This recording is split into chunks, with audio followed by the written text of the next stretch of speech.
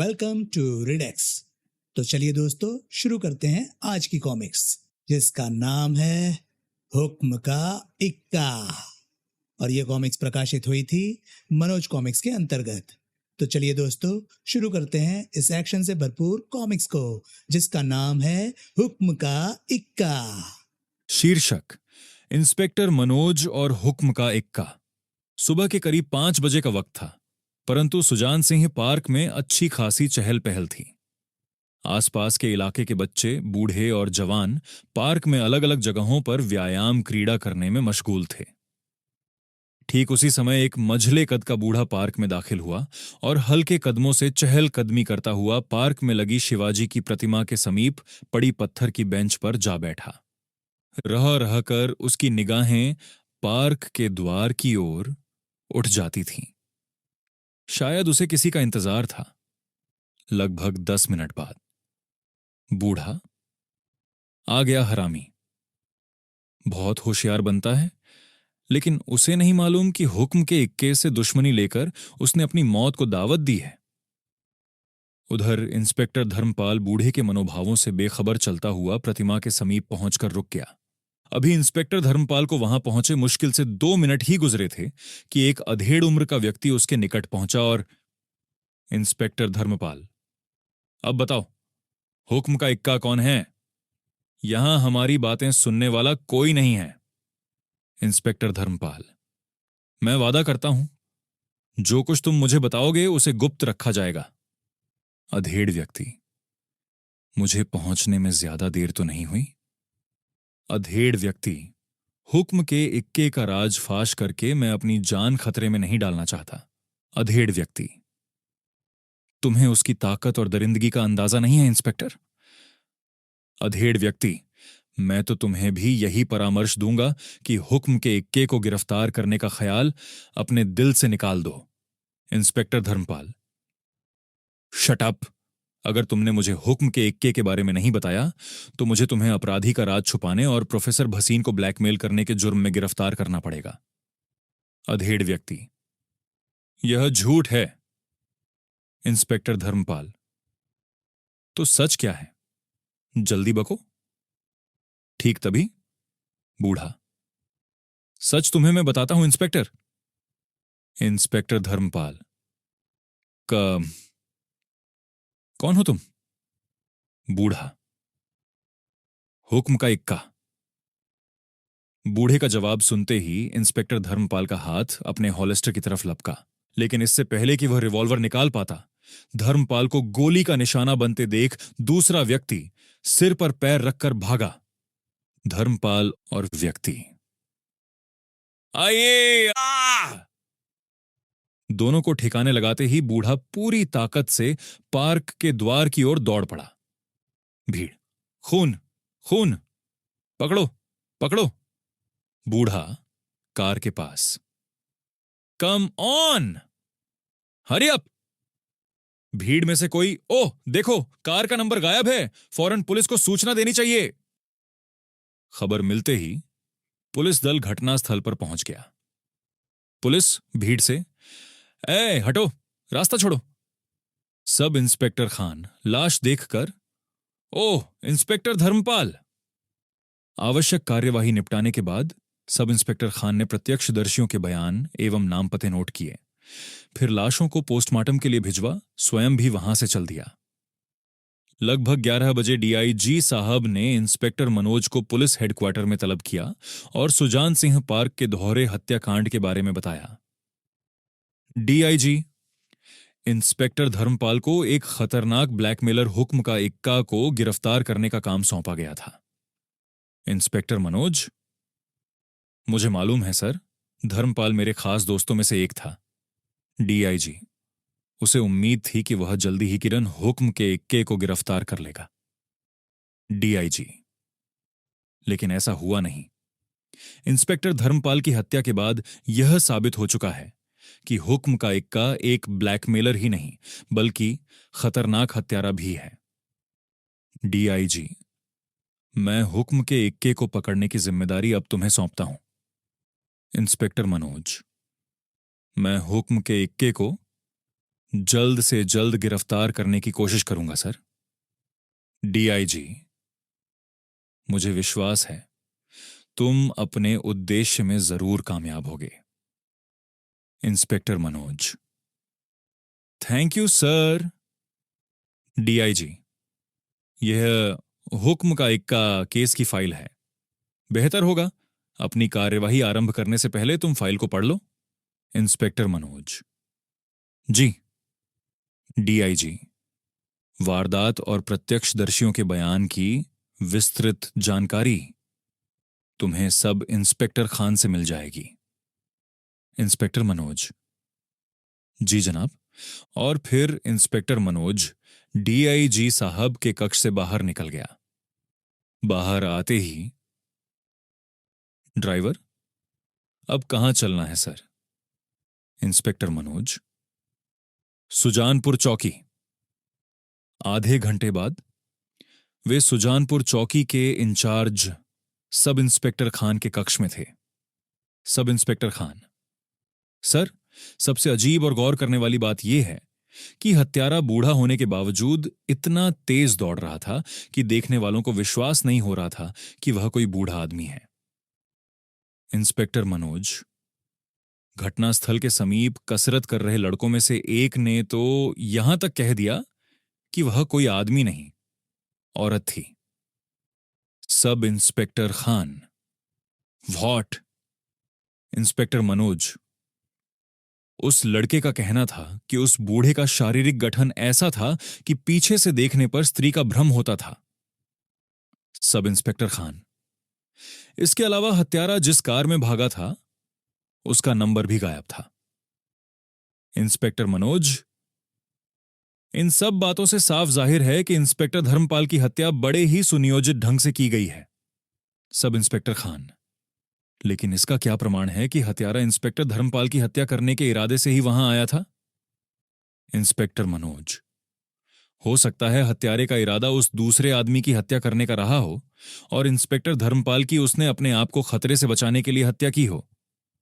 Sub inspector Khan, अगर ऐसा होता तो हत्यारा पहले इंस्पेक्टर धर्मपाल को निशाना न बनाता।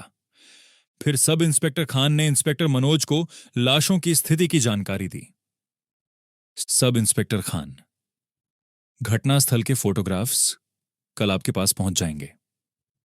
इंस्पेक्टर मनोज, ठीक है, पर क्या उस दूसरे मृतक की शिनाख्त हो गई? सब इंस्पेक्टर खान, जी हां, वह शहर का मशहूर और पुराना फोटोग्राफर सुबीर सेन था।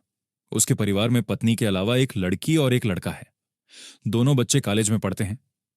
इंस्पेक्टर मनोज, आपने उनसे पूछताछ की? सब इंस्पेक्टर खान, जी नहीं, उनकी हालत ऐसी नहीं थी कि वे मेरे किसी भी सवाल का जवाब दे पाते। इंस्पेक्टर मनोज, जी। इंस्पेक्टर मनोज, ठीक है, अब मैं खुद उनसे मिलूंगा। आप उनका पता मुझे दे दें। तत्पश्चात सब इंस्पेक्टर खान से मकतूल सुबीर सेन के घर का पता ले इंस्पेक्टर मनोज हवलदार वीर बहादुर के साथ वहां से प्रस्थान कर गया। थाने पहुंचकर इंस्पेक्टर मनोज ने डीआईजी द्वारा सौंपी गई फाइल का अध्ययन किया। इंस्पेक्टर मनोज, धर्मपाल को विश्वास था कि एक दो दिन में वह हुक्म के इक्के की असलियत जान लेगा, पर हमें नहीं मालूम कि धर्मपाल को ऐसा विश्वास क्यों था।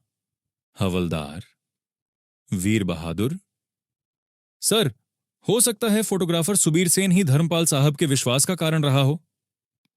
इंस्पेक्टर मनोज, शायद सुबीर सेन साहब को हुक्म के इक्के की असलियत बताने के लिए ही पार्क में आया हो। इंस्पेक्टर मनोज, अगर तुम्हारी बात सही भी मान ली जाए तो सवाल यह उठता है कि हत्यारे को उनकी मुलाकात की जानकारी कैसे हुई। हवलदार वीर बहादुर, सर, आप यह क्यों भूल रहे हैं कि हत्यारा पुरुष नहीं स्त्री भी हो सकती है? अगर वह स्त्री थी तो हो सकता है इस हत्याकांड में सुबीर सेन की पत्नी का हाथ हो। इंस्पेक्टर मनोज, क्या बकते हो? लेकिन दूसरे ही पल इंस्पेक्टर मनोज सोचते हुए, हो सकता है हवलदार का ख्याल दुरुस्त हो, मुझे सुबीर सेन की पत्नी से मिलना चाहिए। इंस्पेक्टर मनोज सोचते हुए, पूछताछ के अलावा मुझे उसकी एक फोटो भी खींचनी पड़ेगी। उसकी फोटो से हत्यारे को पहचानने में आसानी होगी। यह विचार दिमाग में आते ही इंस्पेक्टर मनोज के होंठ मुस्कुराने लगे। हवलदार वीर बहादुर, लगता है आप किसी नतीजे पर पहुंच चुके हैं सर। इंस्पेक्टर मनोज, हां हवलदार, कभी कभी तुम्हारी जुबान मेरी बंद अक्ल के ताले को खोल देती है। इंस्पेक्टर मनोज, हमें इस पहलू को नजरअंदाज नहीं करना चाहिए कि हत्यारा स्त्री भी हो सकती है, और हो सकता है उसने हुलिया बदलने के लिए नकली दाढ़ी मूंछ और बालों के लिए विग का इस्तेमाल किया हो। इंस्पेक्टर मनोज, तुम शहर में मौजूद हर मेकअप की दुकान में जाओ और पता लगाओ कि कुछ दिनों के अंदर उनमें से किसी ने इस तरह का सामान किस किस को बेचा है। हवलदार वीर बहादुर, समझ गया सर, मैं अभी से अपनी तफ्तीश शुरू कर देता हूं। इतना कहने के साथ ही हवलदार कक्ष से बाहर निकल गया। हवलदार वीर बहादुर के जाने के बाद इंस्पेक्टर मनोज सोचते हुए, अब मुझे भी सुबीर सेन की बेवा से मिलने में देर नहीं करनी चाहिए। फिर इंस्पेक्टर मनोज ने ड्रार में रखा एक लाइटर निकाला।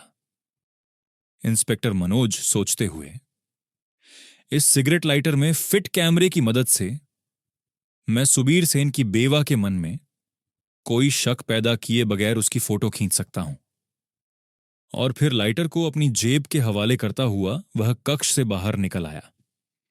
थोड़ी देर बाद वह सुबीर सेन के घर की ओर जा रहा था। जब इंस्पेक्टर मनोज फोटोग्राफर सुबीर सेन के बंगले में दाखिल हुआ तो वहां मौत का सा सन्नाटा व्याप्त था। इंस्पेक्टर मनोज, मुझे आपके पति की मौत का अफसोस है मिसेस सेन। मिसेस सेन, आप हत्यारे को पकड़ने की बजाय हमारे जख्मों पर नमक छिड़कने क्यों आए हैं?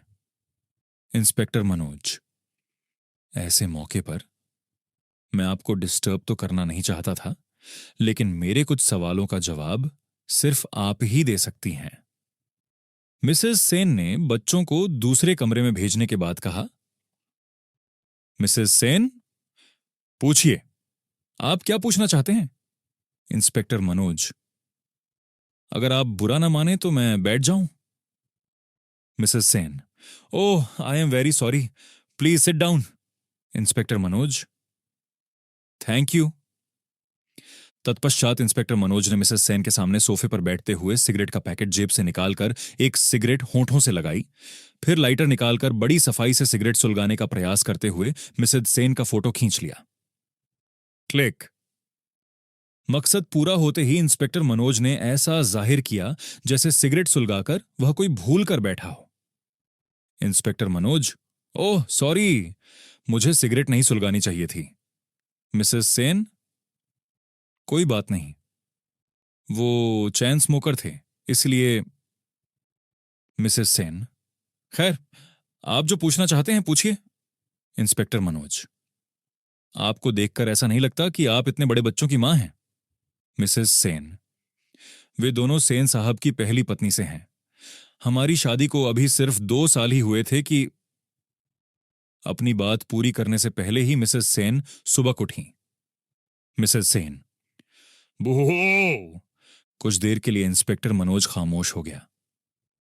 जब मिसेस सेन का क्रंदन कम हुआ, इंस्पेक्टर मनोज, मिस्टर सुबीर सेन ने कभी आपसे हुक्म के इक्के का जिक्र तो जरूर किया होगा? मिसेस सेन, हुक्म का इक्का? मिसेस सेन, नहीं तो। इंस्पेक्टर मनोज, इन दिनों मिस्टर सेन का मेल जोल किन लोगों से ज्यादा था? मिसेस सेन, यह बताना तो मेरे लिए मुश्किल है क्योंकि वे घर पर किसी को नहीं बुलाते थे। मिसेस सेन, उनके मिलने जुलने वाले उनसे दुकान पर ही मिलते थे, पर हां, कल रात इंस्पेक्टर धर्मपाल का फोन जरूर आया था। फोन पर उनकी क्या बातें हुई ये मैं नहीं जानती। इंस्पेक्टर मनोज, बस मुझे आपसे और कुछ नहीं पूछना है। आप मुझे मिस्टर सेन की दुकान का पता और चाबी दे दें। मिसेस सेन, लेकिन। इंस्पेक्टर मनोज, देखिए मिसेस सेन, दुकान की तलाशी लेना मेरे लिए बहुत जरूरी हो गया है। इंस्पेक्टर मनोज, हो सकता है तलाशी में हमारे हाथ कोई ऐसा सूत्र लग जाए जो हमें हत्यारे तक पहुंचा दे। मिसेस सेन, ठीक है, मुझे कोई ऐतराज नहीं है। आप ठहरिए, मैं चाबी लेकर आती हूं। और मिसेस सेन बगल वाले कमरे में चली गई। थोड़ी देर बाद वह लौटी तो उसके हाथ में चाबी थी। मिसेस सेन, लीजिए, यह रही दुकान की चाबी। इंस्पेक्टर मनोज, थैंक यू, काम पूरा होते ही चाबी मैं आपको लौटा दूंगा। मिसेस सेन, जी। तत्पश्चात इंस्पेक्टर मनोज वहां नहीं रुका, लेकिन जब वह सुबीर सेन की दुकान पर पहुंचा तो दमकल विभाग के कर्मचारियों को दुकान में लगी आग को बुझाने की चेष्टा करते देख चौंक उठा। इंस्पेक्टर मनोज सोचते हुए, ओह, यह अचानक मिस्टर सेन की दुकान को आग कैसे लग गई?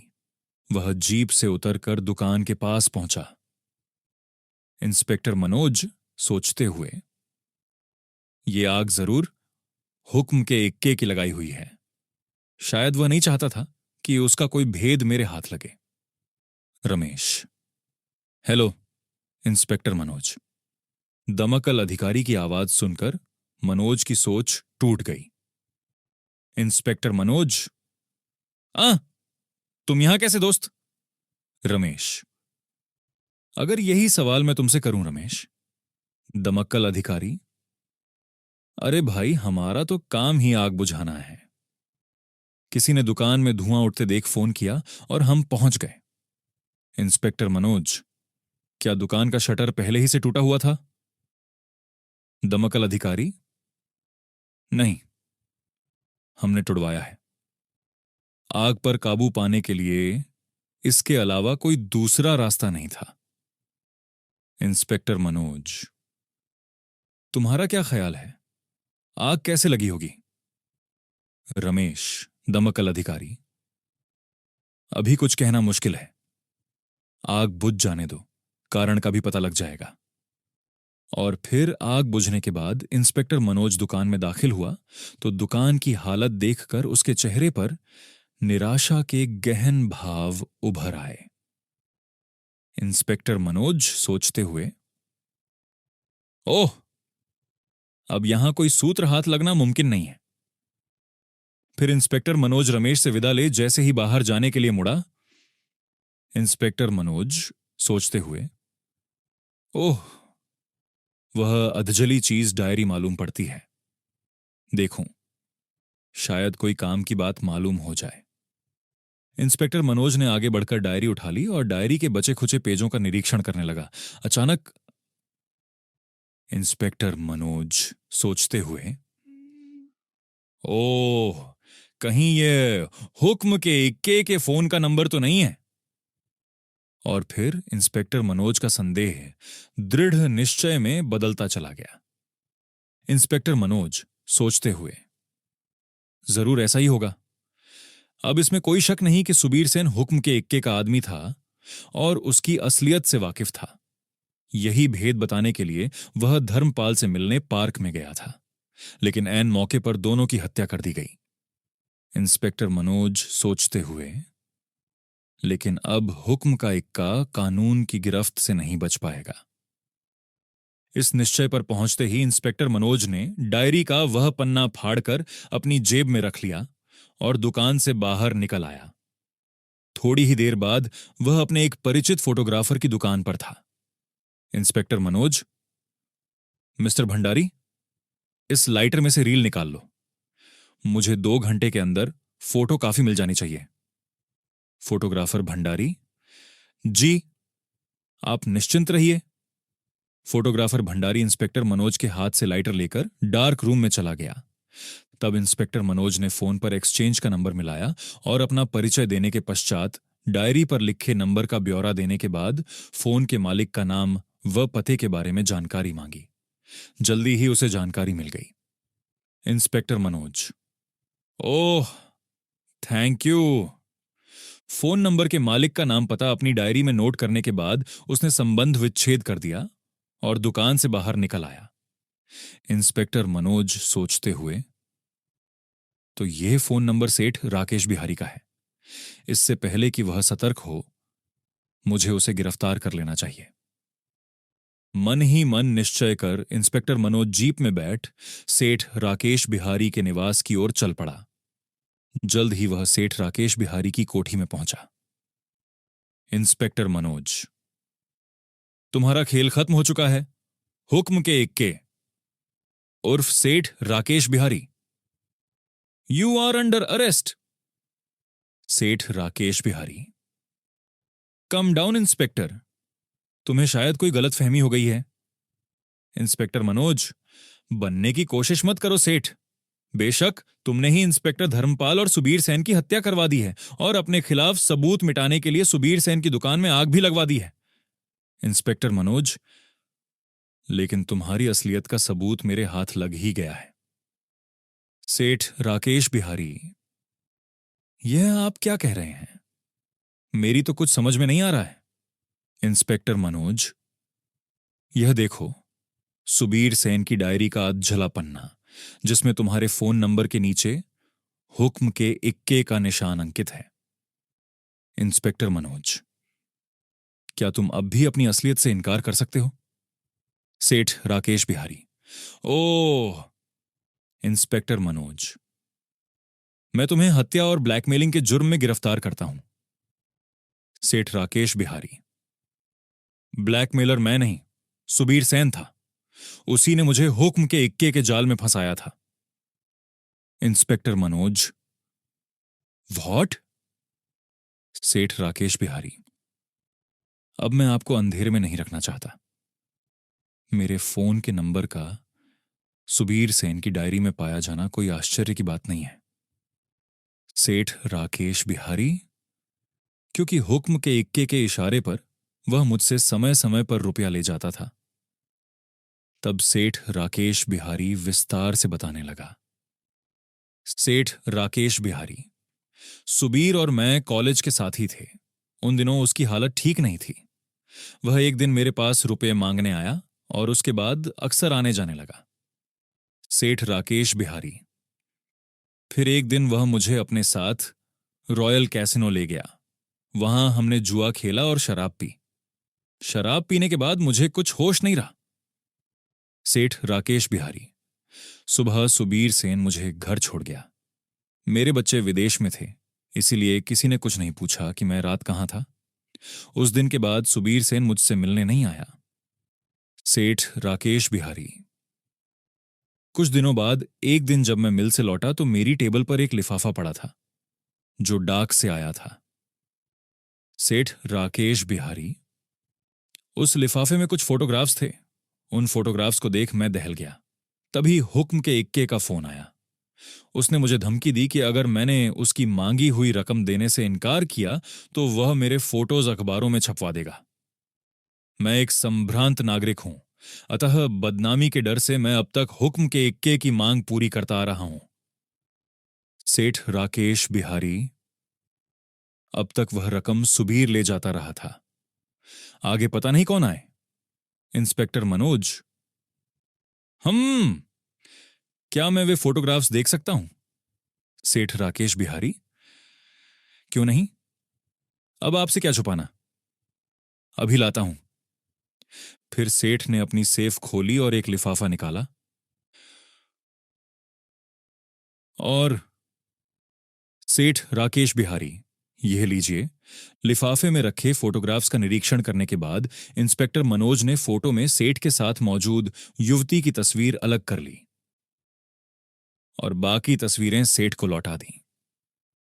इंस्पेक्टर मनोज, मैं इस लड़की की तस्वीर ले जा रहा हूं। सेठ राकेश बिहारी, शौक से ले जाइए, पर वादा कीजिए यह भेद आप अपने तक ही सीमित रखेंगे। इंस्पेक्टर मनोज, मैं वादा करता हूं, लेकिन आप भी याद रखिए, अगर आपकी कहानी झूठी साबित हुई तो आप कानून की गिरफ्त से नहीं बच पाएंगे। सेठ राकेश बिहारी, जी। तत्पश्चात इंस्पेक्टर मनोज वहां नहीं रुका। इंस्पेक्टर मनोज के जाते ही सेठ राकेश बिहारी फोन पर किसी का नंबर डायल करने लगा। उधर इंस्पेक्टर मनोज सीधा फोटोग्राफर की दुकान पर पहुंचा और मिसेस सेन के फोटो प्राप्त कर पुलिस हेडक्वार्टर जा पहुंचा। फिर उसने एक्सपर्ट आर्टिस्ट मिस्टर फरेरा को दोनों स्त्रियों के फोटो दिखाए और इंस्पेक्टर मनोज, आप इन दोनों फोटो के चेहरे कागज पर उतारिए और फिर मेरे निर्देशानुसार बाल दाढ़ी मूंछ लगाइए। Mister Ferreira. जी। आर्टिस्ट फरेरा फौरन अपने काम में व्यस्त हो गया। लगभग 1 घंटे के अंदर उसने इंस्पेक्टर मनोज के निर्देशानुसार तस्वीरें बनाकर उसके हाथ में थमा दी। इंस्पेक्टर मनोज, गुड, बहुत बहुत धन्यवाद mister Ferreira. Mister Ferreira, thank you. तत्पश्चात इंस्पेक्टर मनोज फौरन वहां से चल दिया। पुलिस हेडक्वार्टर से निकलकर इंस्पेक्टर मनोज सुजानपुर चौकी पहुंचा और इंस्पेक्टर खान से कहकर उन लड़कों को चौकी में बुलवा लिया जिन्होंने हत्यारे को देखा था। इंस्पेक्टर मनोज, इन दोनों तस्वीरों को ध्यान से देखो और बताओ कि इनमें से किसकी सूरत हत्यारे से मिलती है। युवक गहराई से तस्वीरों का निरीक्षण करते हुए, युवक, यही है वह हत्यारा सर। इंस्पेक्टर मनोज ने उस लड़के के हाथ से तस्वीर ले ली। इंस्पेक्टर मनोज सोचते हुए, ओह, ये तो सेठ के यहां से मिली लड़की की तस्वीर है। इंस्पेक्टर मनोज सोचते हुए, अगर सेठ की बात सच है तो इस लड़की का पता रॉयल कैसिनो से मिल जाएगा। इस विचार के दिमाग में आते ही इंस्पेक्टर मनोज की आंखों में अद्भुत चमक उभर आई। वह तस्वीरें अपनी जेब के हवाले करते हुए वह वहां से चल पड़ा। जब इंस्पेक्टर मनोज रॉयल कैसिनो पहुंचा, उस समय रात के 9 बज रहे थे। इंस्पेक्टर मनोज ने कैसिनो के मैनेजर को सेठ के यहां से प्राप्त फोटो दिखाया। इंस्पेक्टर मनोज, आप इस लड़की को जानते हैं? मैनेजर, हां, क्यों नहीं, ये तो हमारे कैसिनो की डांसर मिस हेलन है। इंस्पेक्टर मनोज, इस समय मिस हेलन कहां मिलेगी? मैनेजर, आज उसका रेस्ट है, अतः घर पर ही होगी। फिर इंस्पेक्टर मनोज मिस हेलन के घर का पता लेकर कैसिनो से बाहर निकल आया। जब इंस्पेक्टर मिस हेलन के फ्लैट पर पहुंचा तो अंदर अंधेरा था, लेकिन दरवाजा बंद नहीं था। इंस्पेक्टर मनोज दरवाजा धकेलता हुआ सतर्क कदमों से अंदर दाखिल हुआ ही था कि डिशुम!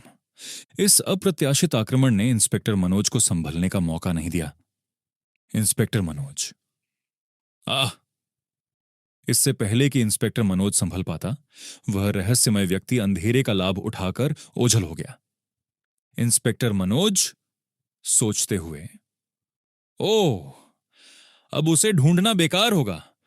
मुझे मिस हेलन की खबर लेनी चाहिए, कहीं उसकी भी हत्या ना कर दी गई हो। फ्लैट में दाखिल हो इंस्पेक्टर मनोज ने लाइट का स्विच ऑन कर जैसे ही कमरे में नजर दौड़ाई, इंस्पेक्टर मनोज, ओह, तभी मिस हेलन हौले से कराह उठी। मिस हेलन, आहा! इंस्पेक्टर मनोज सोचते हुए, अभी जीवित है, शायद हुक्म के इक्के के बारे में कुछ बता दें। अगले ही पल इंस्पेक्टर मनोज, मिस हेलन, तुम्हारा अंत निकट है।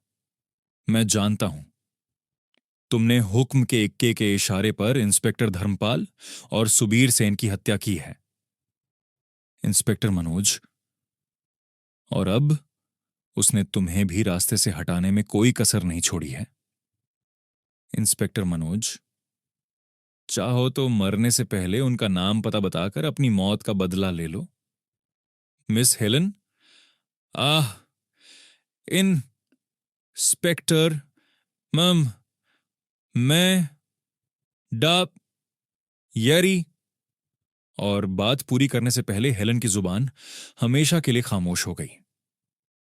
इंस्पेक्टर मनोज सोचते हुए, हेलन मरने से पहले किसी डायरी का जिक्र कर रही थी। इंस्पेक्टर मनोज सोचते हुए, हो सकता है वह डायरी अभी यहीं हो, हत्यारे को डायरी ढूंढने का मौका नहीं मिला हो। दूसरे ही पल इंस्पेक्टर मनोज डायरी की तलाश में जुट गया। जल्दी ही हेलन के वार्डरोब में रखी छोटी सी डायरी उसे मिल गई। डायरी को पढ़ने के बाद इंस्पेक्टर मनोज के जबड़े सख्ती से भींच गए। इंस्पेक्टर मनोज, हुक्म के इक्के, अब तू मेरे हाथों से नहीं बच पाएगा। तभी क्रिंग क्रिंग। जैसे ही इंस्पेक्टर मनोज ने रिसीवर उठाया, फोन पर आवाज, इंस्पेक्टर मनोज, मैं जानता हूं हेलन की डायरी तुम्हारे हाथ लग चुकी है और तुम मेरा भेद जान चुके हो। इंस्पेक्टर मनोज, हुक्म के इक्के, तुम्हारा खेल खत्म हो चुका है। फोन पर आवाज, नहीं इंस्पेक्टर मनोज, मेरा खेल अभी खत्म नहीं हुआ है, क्योंकि तुम्हारा असिस्टेंट हवलदार वीर बहादुर इस समय मेरी कैद में है। इंस्पेक्टर मनोज, क्या? फोन पर आवाज, अगर तुम्हें हवलदार की जान प्यारी है तो डायरी लेकर सीधे शहीद चौक पर पहुंच जाओ। वहां मेरा आदमी तुम्हारा इंतजार कर रहा है। अगर तुम 15 मिनट के अंदर वहां नहीं पहुंचे तो मेरा जो होगा सो होगा, पर हवलदार को अवश्य अपनी जिंदगी से हाथ धोने पड़ेंगे। इंस्पेक्टर मनोज, नहीं, तुम हवलदार के साथ कोई ज्यादती नहीं करोगे। इंस्पेक्टर मनोज, मैं आ रहा हूं। फोन पर आवाज, गुड, लेकिन कोई चालाकी मत दिखाना वरना बहुत पछताओगे। चेतावनी देने के साथ ही हुक्म के इक्के ने संबंध विच्छेद कर दिया था। तत्पश्चात उसने अपनी जेब में रखा सिगरेट का पैकेट निकाला। उसमें केवल एक सिगरेट छोड़कर बाकी की सभी सिगरेट उसने निकालकर फेंक दी। तत्पश्चात पैकेट अपनी जेब में रखकर हेलन के फ्लैट से निकलकर वह अपनी जीप में आ बैठा। 10 मिनट बाद शहीद चौक पर पहुंचकर इंस्पेक्टर मनोज जैसे ही जीप से उतरा, एक कार उसके समीप आकर रुक गई। कार से आवाज, कम ऑन इंस्पेक्टर मनोज, हमें तुम्हारा ही इंतजार था। इंस्पेक्टर मनोज फौरन कार की पिछली सीट में समा गया, लेकिन कार में पहुंचते ही उसके नथुनों में अजीब सी गंध टकराई और वह बेहोश हो सीट पर लुढ़क गया। जब उसकी आंख खुली तो उसने अपने आप को एक हालनुमा कक्ष में बंधनों में जकड़े हवलदार के समीप पड़े पाया। आदमी, तो तुम होश में आ ही गए इंस्पेक्टर मनोज, पर तुम ज्यादा समय तक होश में न रह पाओगे, क्योंकि अब तुम मेरे सारे भेद जान चुके हो। इंस्पेक्टर मनोज, लेकिन मैं अभी तक यह नहीं जान पाया कि इंस्पेक्टर धर्मपाल और सुबीर सेन की पार्क में होने वाली मुलाकात के बारे में तुम्हें कैसे पता चल गया था। इंस्पेक्टर मनोज, और तुमने इंस्पेक्टर धर्मपाल के साथ उसकी हत्या क्यों करवा दी, जबकि वह तुम्हारा खास आदमी था। आदमी, हां, सुबीर सेन इस धंधे में न केवल मेरा पार्टनर था बल्कि हमराज भी था। हम दोनों ने अपनी गरीबी दूर करने के लिए ही यह रास्ता अपनाया था। आदमी, फिर हमने डांसर हेलन को भी अपने साथ मिला लिया था। मैं लोगों को फुसलाकर हेलन के पास पहुंचा दिया करता था और सुबीर उनके फोटो खींचता था। आदमी, हमने अपना शिकार ऐसे लोगों को बनाया था जो किसी भी हालत में अपने ब्लैकमेल होने की सूचना पुलिस को नहीं दे सकते थे। आदमी, हमारा धंधा ठीक ठाक चल रहा था, लेकिन प्रोफेसर भसीन ने हुक्म के इक्के की खबर सरकार के कानों तक पहुंचा दी और इंस्पेक्टर धर्मपाल को गुप्त रूप से हुक्म के इक्के की छानबीन के काम में लगा दिया गया। सुबीर उसकी नजर में था, क्योंकि अक्सर सुबीर ही हुक्म के इक्के की तरफ से रुपया वसूलने जाता था। आदमी, मुझे डर हुआ कि कहीं सुबीर मेरा भेद न उगल दे, इसीलिए मैंने उस पर निगरानी बिठा दी। आदमी, यहां तक कि उसके घर और दुकान के फोनों में ट्रांसमीटर फिट कर दिया गया, ताकि उसकी फोन पर होने वाली बात भी हमसे छिपी न रहे। आदमी, अतः कल रात सुबीर की फोन पर इंस्पेक्टर धर्मपाल से जो बात हुई थी वह मुझसे छिपी न रही। मैंने धर्मपाल के साथ सुबीर को भी रास्ते से हटा देने का फैसला कर लिया, क्योंकि वह मेरे लिए खतरे का कारण बन चुका था। इंस्पेक्टर मनोज, ओह, समझा। तुमने सोचा होगा सुबीर के मरने के बाद पुलिस की तहकीकात का रास्ता बंद हो जाएगा। आदमी, हां, लेकिन जब मुझे पता लगा कि इंस्पेक्टर और सुबीर की हत्या के केस की तहकीकात करते हुए तुम सुबीर सेन के घर पहुंच गए हो, तो मैंने उसकी दुकान में आग लगवा दी, क्योंकि मुझे डर था कि अगर तुमने दुकान की तलाशी ली तो कहीं मेरा कोई भेद तुम्हारे हाथ न लग जाए। आदमी, जब तुम मेरे पास आए तो मैं समझ गया कि तुम्हें आसानी से नहीं टाला जा सकता। वैसे भी मैं पहले ही से तैयार था, अतः अपनी योजना के मुताबिक मैंने पहले से ही घड़ी कहानी सुनाकर हेलन की तस्वीर तुम्हें सौंप दी। इंस्पेक्टर मनोज, लेकिन तुम्हारी किस्मत ने तुम्हारा साथ नहीं दिया। मुझे तुम्हारा फोन नंबर मिल गया और मैं तुम तक पहुंच गया। इंस्पेक्टर मनोज, मुझे तस्वीर सौंपते वक्त तुम जानते थे कि मैं हेलन तक पहुंचने की कोशिश करूंगा, अतः तुमने उसे भी रास्ते से हटवा दिया, लेकिन तुम्हारे आदमी को हेलन की डायरी हासिल करने का मौका नहीं मिला। आदमी, लेकिन अब वह डायरी मेरे कब्जे में है।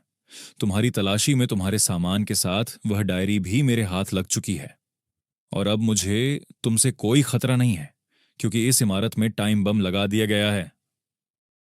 15 मिनट बाद यह इमारत धमाके के साथ ढह जाएगी और तुम दोनों की जिंदा कब्रें यहां बन जाएंगी। तुम लोगों की मौत के साथ मेरा राज भी तुम लोगों के सीने में दफन होकर रह जाएगा। हाँ हाँ हाँ। इंस्पेक्टर मनोज, हंसो नहीं राकेश बिहारी। मैं जानता था तुम ऐसी ही नीच हरकत करोगे, इसलिए मैं जीप में पुलिस के लिए मैसेज छोड़ आया हूं। हम मर भी गए तो भी तुम नहीं बच पाओगे। सेठ राकेश बिहारी, बेवकूफ हो तुम इंस्पेक्टर। जब तक पुलिस को तुम्हारा मैसेज मिलेगा तब तक बहुत देर हो चुकी होगी। सेठ राकेश बिहारी, क्योंकि तब तक मैं इस देश को छोड़कर दूर जा चुका हूंगा। हा हा हा हा। इंस्पेक्टर मनोज, वाह, तुम्हारे दिमाग का भी जवाब नहीं है। मैं हार मानता हूं, पर मरने से पहले मैं एक सिगरेट पीना चाहता हूं। क्या तुम मेरी यह आखिरी इच्छा पूरी नहीं करोगे? सेठ राकेश बिहारी, हम तुम्हारी आखिरी इच्छा जरूर पूरी करेंगे। तुम किस्मत वाले हो, तुम्हारे पैकेट में एक सिगरेट अभी भी मौजूद है।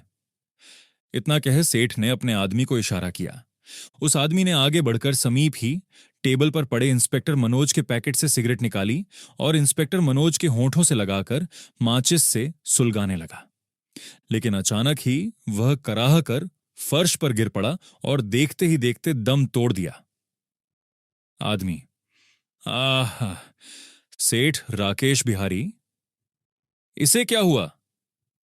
इंस्पेक्टर मनोज, यह मर चुका है सेठ राकेश बिहारी, क्योंकि इसने मेरे होंठों में सिगरेट नहीं, तुम सबकी मौत रख दी है।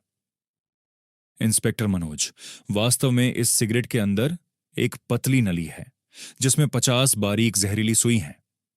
मेरे फूंक मारते ही एक सुई निकलेगी और जिसे लगेगी उसके प्राण ले लेगी, ठीक तुम्हारे इस मृत आदमी की तरह। सेठ राकेश बिहारी, बकवास। इंस्पेक्टर मनोज, विश्वास नहीं आता तो एक नमूना और देख लो।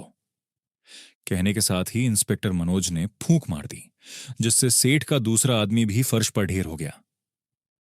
इंस्पेक्टर मनोज, देखा तुमने? अब तुम्हारी बारी है। तुम कानून की गिरफ्त से तो बच सकते हो, लेकिन मौत की गिरफ्त से बचकर नहीं भाग पाओगे। सेठ राकेश बिहारी, नहीं, लेकिन तभी। इंस्पेक्टर मनोज, खबरदार, कोई भी गलत हरकत मत करना। तुमने मेरे हाथ पैर जरूर बांध रखे हैं, लेकिन सिर आजाद है, इसलिए तुम हर समय मेरे निशाने पर हो। सेठ राकेश बिहारी, ओह! चीखते हुए सेठ राकेश बिहारी ने अपना रिवॉल्वर निकालने के लिए हाथ जेब की ओर बढ़ाया। सेठ राकेश बिहारी का हाथ जहां था वहीं रुक गया। इंस्पेक्टर मनोज, अब तुम अपनी खैर चाहते हो तो हवलदार को बंधन मुक्त कर दो, मरता क्या ना करता। सेठ ने तुरंत इंस्पेक्टर मनोज के आदेश का पालन किया। इंस्पेक्टर मनोज, पहले सेठ को बांधो, फिर मेरे बंधन खोलना। हवलदार वीर बहादुर। Yes sir. तब हवलदार ने सेठ को बांधने के बाद इंस्पेक्टर मनोज के बंधन खोल दिए। हवलदार वीर बहादुर बहुत होशियार बनते थे, आखिर खा गए न मत। हवलदार वीर बहादुर, सर, हुक्म हो तो लगा दूं 2-4 हाथ। सेठ राकेश बिहारी, तुम मेरा कुछ नहीं बिगाड़ सकते इंस्पेक्टर। जिन आदमियों को मैं ब्लैकमेल कर रहा था, उनके नाम अगर जनता के सामने जाहिर कर दिए गए तो सरकार का तख्ता हिल जाएगा। इंस्पेक्टर मनोज, ऐसा कुछ नहीं होगा, हुक्म के इक्के, क्योंकि मैंने तुम्हें अदालत तक ले जाने का विचार त्याग दिया है, इसीलिए वह डायरी तुम अपने पास ही रखो। सेठ राकेश बिहारी, क्या मतलब? इंस्पेक्टर मनोज, मतलब यह कि तुमने जो कब्र हमारे लिए खोदी थी, तुम उसी में दफन हो जाओ। शायद यही विधाता की मर्जी है। सेठ राकेश बिहारी। नहीं, एस। सेठ राकेश बिहारी। मुझे यहां छोड़कर मत जाओ इंस्पेक्टर। मैं वादा करता हूं कि अपने सब जुर्म कबूल कर लूंगा। इंस्पेक्टर मनोज। आओ हवलदार, चलें। हवलदार वीर बहादुर। Yes sir. सेठ राकेश बिहारी बहुत चिल्लाया, बहुत गिड़गिड़ाया, लेकिन इंस्पेक्टर मनोज ने एक नहीं सुनी। इंस्पेक्टर मनोज और हवलदार के निकलने के थोड़ी देर बाद ही जोरदार धमाका हुआ और इमारत रेत के टीले की तरह ढहकर जमीन पर आ गिरी। इस तरह हुक्म का इक्का अपने हाथों तैयार की गई कब्र में खुद ही दफन हो गया। धड़ाम। समाप्त। तो दोस्तों, ये कहानी थी कॉमिक्स हुक्म का इक्का की। इस बार मैंने पहली बार वीडियो में एआई का यूज किया है। आपको ये एक्सपेरिमेंट कैसा लगा, प्लीज कमेंट सेक्शन में मुझे जरूर बताना। तो चलिए दोस्तों, मैं मिलता हूं अब आपसे अगली वीडियो में। तब तक के लिए नमस्कार, गुड बाय। सेफ रहिए, खुश रहिए, मजे करिए।